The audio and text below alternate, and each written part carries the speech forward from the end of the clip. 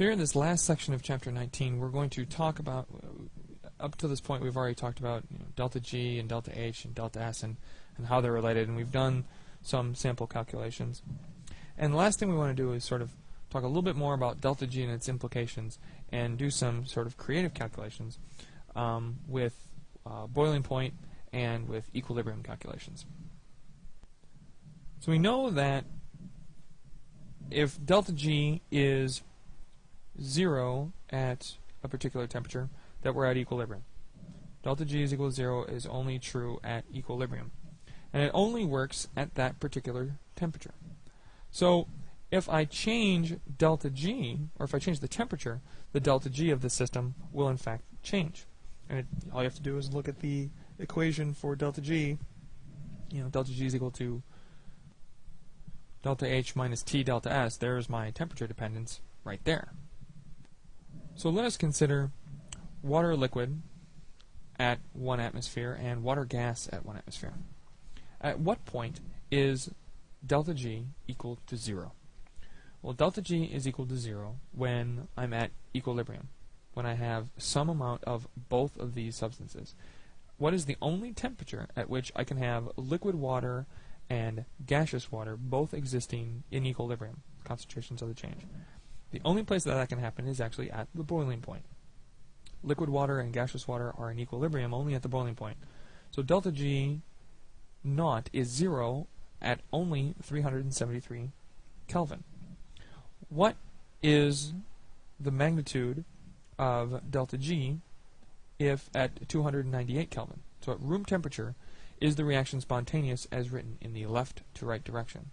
So at 298 Kelvin, 25 degrees Celsius, will liquid water spontaneously turn into a gas? The answer is no. And that is borne out by the delta G.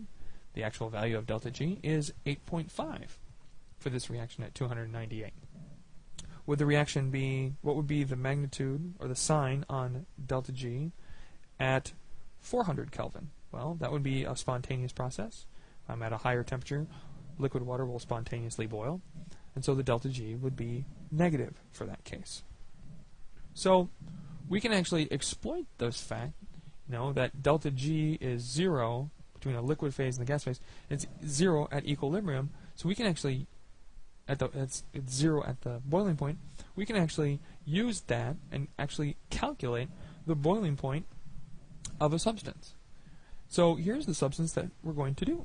We're going to calculate the boiling point of carbon tetrachloride, right? So what is special at the boiling point of carbon tetrachloride? Well, at the boiling point is I have an equilibrium between the liquid phase and the gas phase. So there, delta G is equal to 0. So all we're going to do is we're going to solve this, we're going to solve our delta G reaction. We're going to solve our delta G, we're going to set it equal to 0, where it's at equilibrium, set it equal to 0. Look in our table for delta H, our table for delta S, and we're going to solve it for temperature. So if I look at my table, the delta S of reaction is the S naught of my product minus the S naught of my reactant.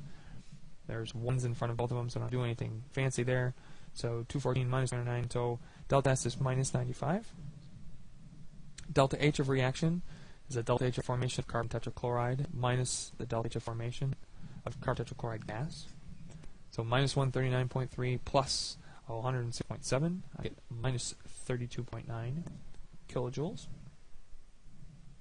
Plug these values into this equation and get T. So T is delta H divided by delta S. So this is a common mistake that students make, is keep not being good about their unit. Delta S of reaction is normally joules per Kelvin, and delta H of reaction is normally kilojoules. So you need to make sure when you're canceling everything out that you use the same. So that's why I have 32,600 joules, because 32 kilojoules, 32,600 joules.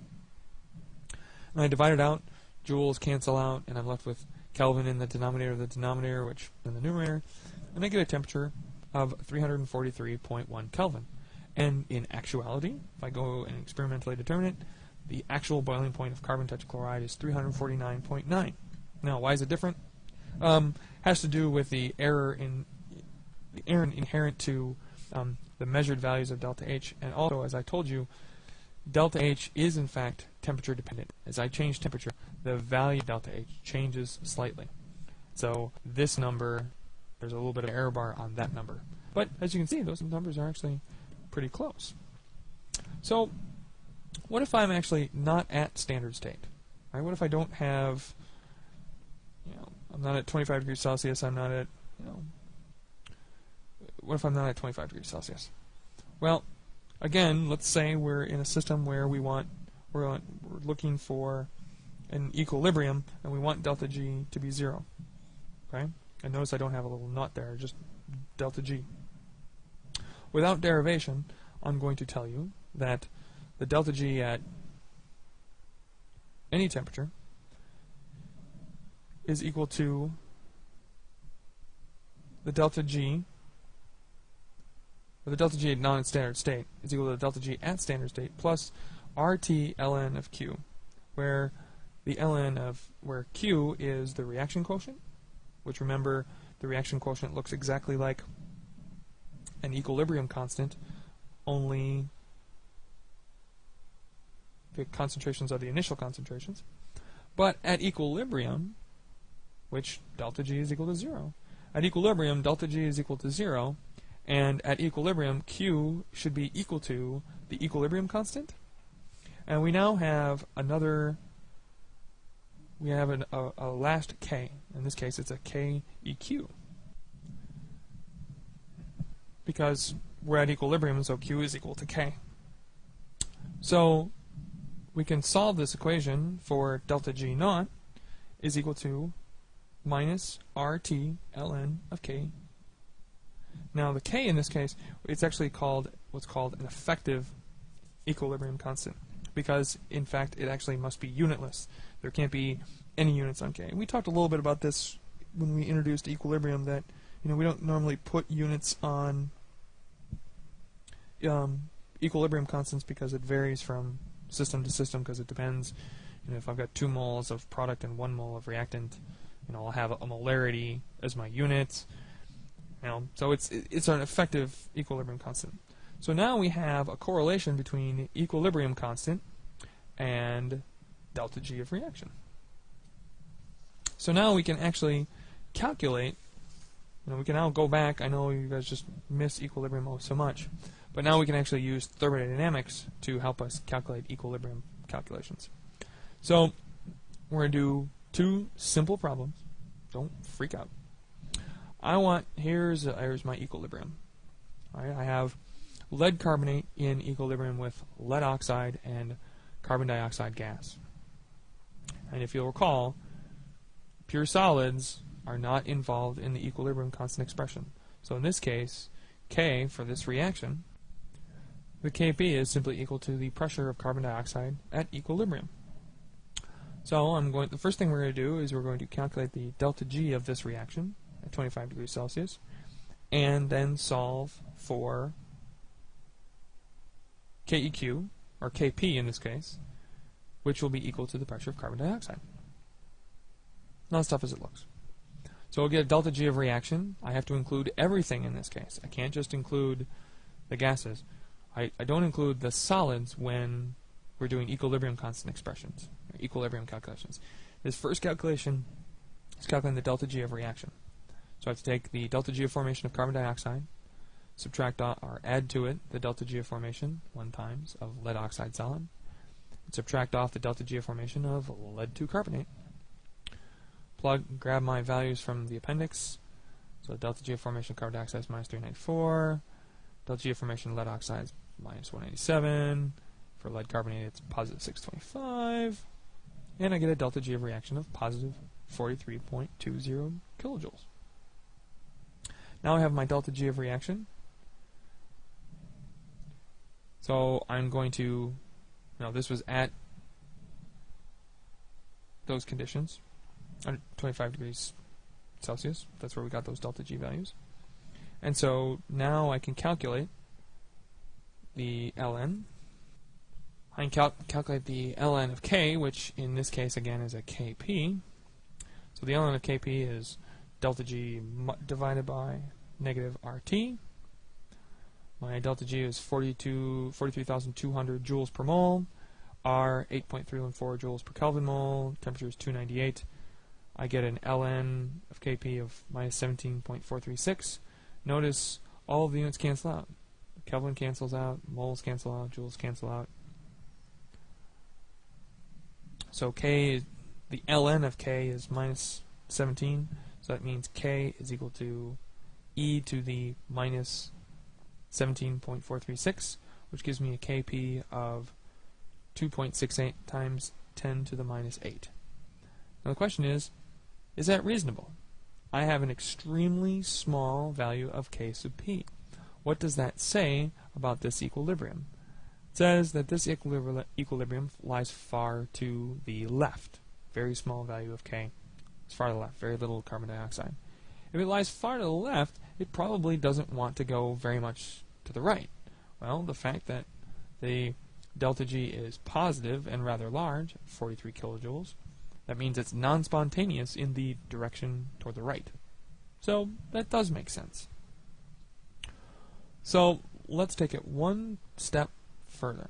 This was calculating the pressure of carbon dioxide at equilibrium at 25 degrees Celsius. And so we could use this delta G of formation because we were at 25 degrees Celsius. What if I'm not at 25 degrees Celsius? What if I want to know what the pressure of carbon dioxide is at equilibrium when the temperature is 773 Kelvin, nowhere near 298?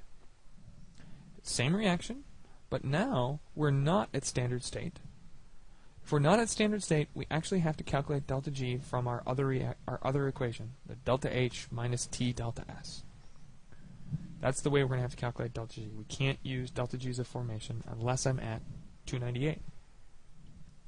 So delta G of reaction, or delta H of reaction, is the enthalpy of formation of carbon dioxide multiplied by 1 plus the enthalpy of formation of lead-2 oxide times 1 minus enthalpy of formation of lead-2 carbonate times 1, because there's a 1.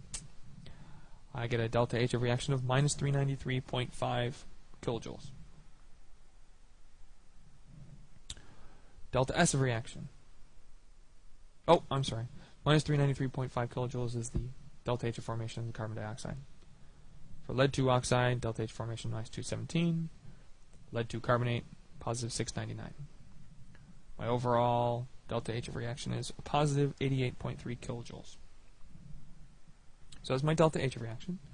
My delta S is 1 times the absolute entropy of carbon dioxide plus 1 times the absolute entropy of lead-2 oxide minus 1 times the absolute entropy of lead-2 carbonate. Get those values, plug those values in from the table, and I get a delta S of reaction of 151.3 joules per Kelvin. So now I have my delta H of reaction, my delta S of reaction. I plug it into delta G minus is equal to delta H minus T delta S. So delta G is 88,300 joules minus 773 Kelvin times 151.3 joules per Kelvin. Kelvin cancel out, joules, joules, and I get a delta G of minus 28.655. I wasn't asked for a delta G of reaction. I was asked for the equilibrium pressure at 773. So now I'm going to plug my value of delta G into my equation for the ln of K, which again is a P in this case. So the ln of Kp, I put in 28,655 joules for G. There's my R, there's my T, and I get a positive 4.459. I take, if the ln of Kp is positive 4.49, that makes Kp 86.4. Now, Kp in this case is now positive, whereas at 25 degrees Celsius, if you recall, the value of K sub P was very, very small. Right? So Kp is here is big. Is it a reasonable answer? Well, what did I get for a delta G? For delta G, I got a negative number, which means it's spontaneous in the forward direction. So that makes sense that at equilibrium I lie farther to the right. So at some point, at low temperatures, 298 Kelvin, this reaction was not spontaneous. Its value of Kp was very, very small, less than 1. At high temperatures, the forward reaction, is spontaneous. So again, spontaneity is very much a function of temperature. And here's an example showing that at different temperatures, the equilibriums vary. And here finally, and I promised this to you a long time ago, here finally is our equation that correlates our equilibrium constant and our temperature. But I couldn't tell you before because we hadn't talked about this concept of Gibbs free energy. But now we can do that.